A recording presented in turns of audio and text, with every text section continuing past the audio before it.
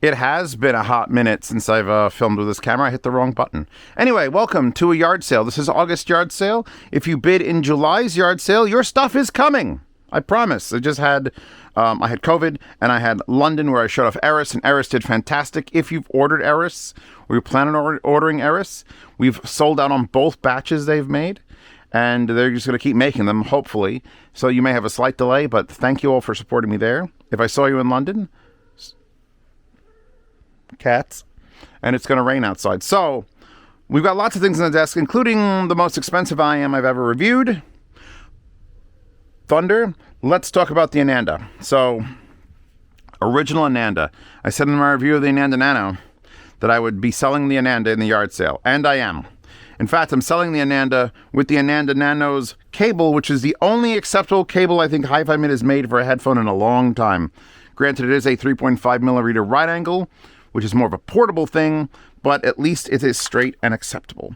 That said, selling the Ananda Nano, because the Aria Organic exists. So since I'm using that cable there, I'm going to be including an Eris stock cable, which is a 4.4 cable into 3.5, and the Dakoni fenestrated sheepskin on the Ananda Nano.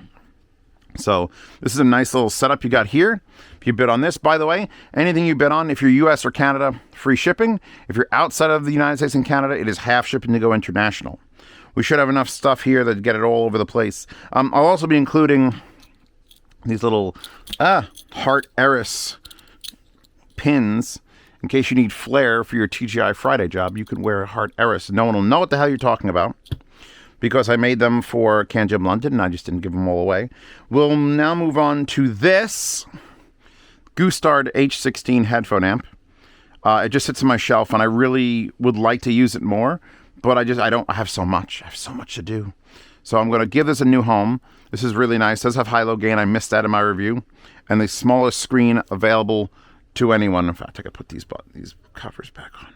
See, that's where I store them when they're not in use. They'll fit over 2 pins in the XLR, with a switch to go 110 or 220. So if you are international, you can bid on that. I'll be including a low-res audio sticker, which I printed on my $1,000 printer with that. Not installed, just in case you want it.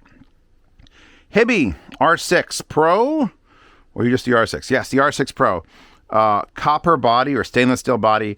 This is one of those DAPs you can kill somebody with, and it was in the yard sale last week, but the guy couldn't pull through. So I'll make sure it has no SD card in it, because that would be tragic if it did.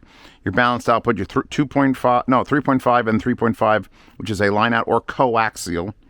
So this is just a solid DAP, but all the new Hiby stuff, I like more than the old Hiby stuff. And there's something about like a 1.5 pound player that just doesn't sit right with me, mostly trying to make my pants pull down. But if you're into that sort of thing, boom, cat. As a change of pace, I bought this keyboard. Actually, it still has the dual lock Velcro on it. 3M dual lock, in case you want to reuse that. This is the Keychron K6. Here's the instructions for the Keychron K6. I like this keyboard, except for the fact it's only Bluetooth. You can wire it USB, and that's fine. Or it's Bluetooth, or that's it. Right? Those are my 2 settings. Yeah, cable off or Bluetooth. And I was using a Bluetooth, and every 8 minutes it would go to sleep, and I'd go to hit next, and it wouldn't work, and it blink, blink, blink, blink, blink. Okay, connected. So if you're going to buy this from me, for the love of God, use it wired, or just understand if you're using it for typing. As long as you're constantly typing, it's fine. I would just use it upstairs and be like, next track, and then 12 minutes later, I go to hit next track and be asleep again. It annoyed me. So Keychron, go find a new home. This, this is the Theo. I think you're the R9, right? R7. R9 is up. Complete with Stanky, Panty and Stocking. Stanky's in there somewhere. He's a new character this upcoming season. So this is Theo's all-in-one. It's basically a DAP for your desk. It comes with 2 different seats, so you can either have it angled or flat. Although, frankly, I wasn't using either one of those. Your back is line outs. You have 2 RCAs. You have full XLRs. You've got optical and coaxial in. You've got optical and coaxial out. You got an internet. It has Wi-Fi. It actually has a 256 SD, which I have to take out because these are mine. This is mine.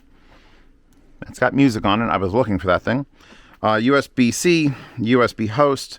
You can use either the AC input or go with a 12-volt 3-amp DC if you want cleaner power.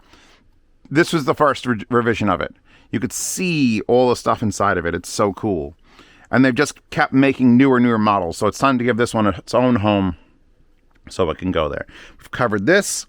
The IEMs Calabri, which isn't Bluetooth, which is the only reason I would sell it now, is it is officially a dongle-only DAC. You can charge it and then use data, so it does not rely on your phone's power to... So you have a phone that has like a slightly dying battery.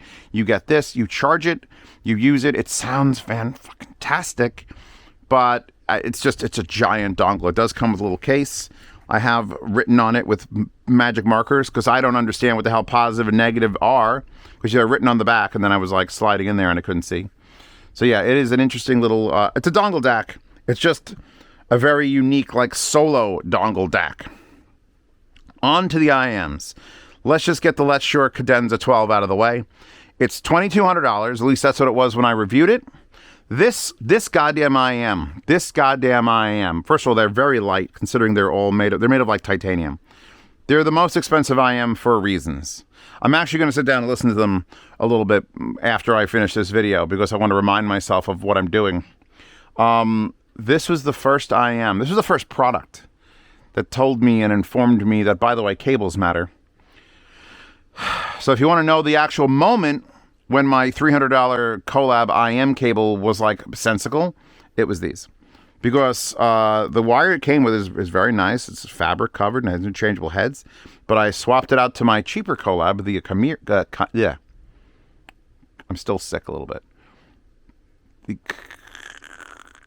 Not the chameleon. What the hell is it? It's the thing from My Hero. No. Wow. Okay. You know what? Chimera. Thank you. The Chimera cable. And it sounded worse. And then I put it on another expensive cable from DD Hi-Fi, and it sounded better again. And that's when I knew cables make a difference. So, get this thing the hell out of my house. Bid what you think it's worth. I will sell it for what it's worth. It's got the original case, original box, and everything. It's expensive, and it's fucking great. I'm not going to use it. I'm not going to use it. Things also that I got and are great, but I'm not going to use, are the Celeste Relentless. If you're not finding all these IEM reviews, they're not on this main channel. They're on the other channel, the In-Ear Fetish channel. Zeos has them linked in every video. Check it out. In-Ear Fetish is the best place for IEMs because it's the only place I'm doing IEMs. The Relentless is here. Celeste Relentless. This is the G10, which is the Symphony Dragon, which the EPZ. This was their gaming IEM. And I thought it did better than that, but you could definitely tell it was designed for, like, gaming. I just put out the review of the Zeospantera Butterfly 61T. And I think I gave it a 9 out of 10. But it's just another one of those IEMs. I know it's going to sit in a drawer, and I'd rather have someone out there use it rather than me just look at it in the background. Oh, goddamn, it's pretty. And finally, the final ZE8000. These are the best true wireless sounding true wireless. The best sounding true wireless. Just, they beat the previous best sounding true wireless IEMs, which was a ZE3000. The problem is that they're a weird shape and they use weird tips. And frankly, I probably wouldn't use them that often. So get them now while they're hot, or get them now while they're not. So hopefully my speech to text in my brain will come back to normal, and I'll be able to actually make reviews shortly. I need to catch up on a bunch of sound demos. I'm way behind on sound demos. Thank you to everyone who supports the channel with these yard sales and Patreon, where you can see reviews early, participate in these yard sales. You can get to the access to the sound demos, which I just mentioned, and I'll get up to date on those. There is also, if you're a $5 tier, there is a monthly Q&A where I put a post up on either Subscribe Store or Patreon. You post your questions in the comments. 2 weeks later, I will go through those, answer them in a video. That video is public. You can see last month's, or actually June's, responses to the Q&A. So if you want to ask me questions for that Q&A, you need to be a $5 patron. Thank you so much for supporting there. Everything here is good. That wallpaper is in the wallpaper hoard below. It includes all wallpapers I've ever used ever. And yeah, thank you all for supporting me with Eris and these, and I'm going to probably change my schedule up a little bit.